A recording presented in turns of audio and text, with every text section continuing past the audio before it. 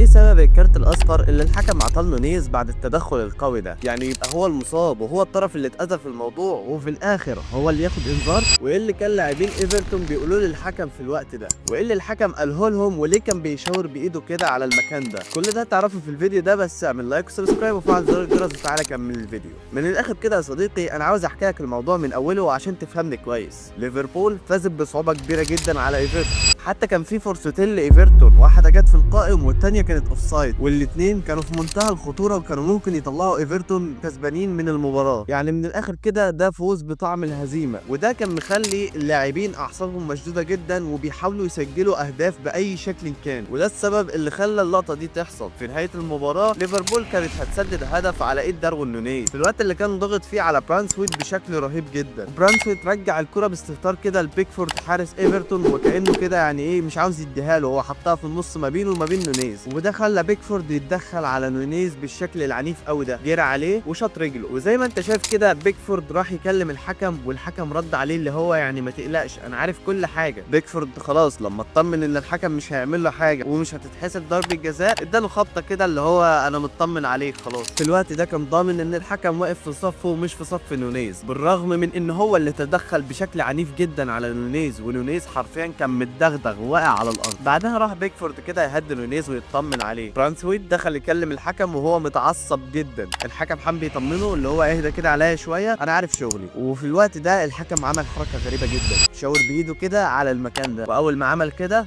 برانسويت هدى وخد بعضه ومشي. تاركوفسكي ما سكتش برضه وراح يكلم الحكم. كل واحد في ايفرتون كان ماسك الحكم كده عمال يزعق فيه، فالحكم برضه شاور بايده على نفس المكان اللي شاور عليه قبل كده. وقتها تاركوفسكي هدى وخلاص اطمن. ايه السر بقى اللي مخلي الحكم يعمل كده؟ ده حتى لما جه تاركوفسكي او نونيز اتعصب عليه وزقه بعيد عنه. في الوقت ده الحكم قرر انه هيرفع البطاقه الصفراء لنونيز، ومحمد صلاح كان متعصب جدا هو كمان وبيتكلم معاهم كده. وفي الاخر قام نونيز وظهر كمان بيكفورد وهو بيرضيه والدنيا حلوه وكده تمام.